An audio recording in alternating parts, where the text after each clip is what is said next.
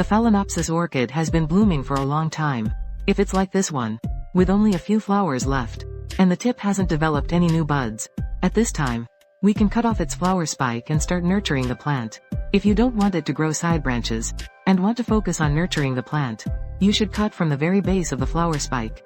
Also, if it has been blooming for a long time, and the color has faded, and it doesn't look good anymore, and the top hasn't developed any new buds, when I was about to cut off the flower spike, I noticed a side branch growing at the upper node. This side branch can still grow buds and bloom. If you want to keep this side branch, you need to check if the plant is healthy and has a crystal tip. Let's take a look. It has developed a crystal tip, and the leaves are very firm, so this side branch can be kept. So when we cut, you only need to cut above this lateral branch. Cut off the remaining parts. You don't need to move it. After cutting, change to a shorter wire.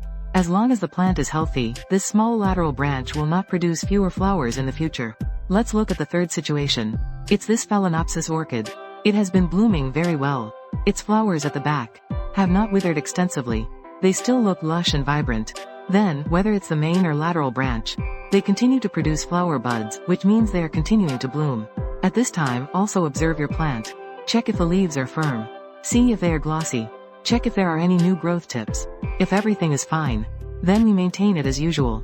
Continue to let the new flower buds bloom. At this time, remember to add more of flower number 2 fertilizer.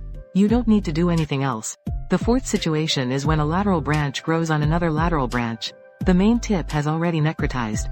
The tip position has already necrotized. It can't bloom again. So if you don't like looking at this flower, you can cut it off. It previously had a side branch, but a small side branch has grown at the node of this side branch. So what should be done about this? Similarly, observe this seedling. As long as this seedling is healthy, you can keep it and let it continue to bloom. Because being able to grow side branches is good.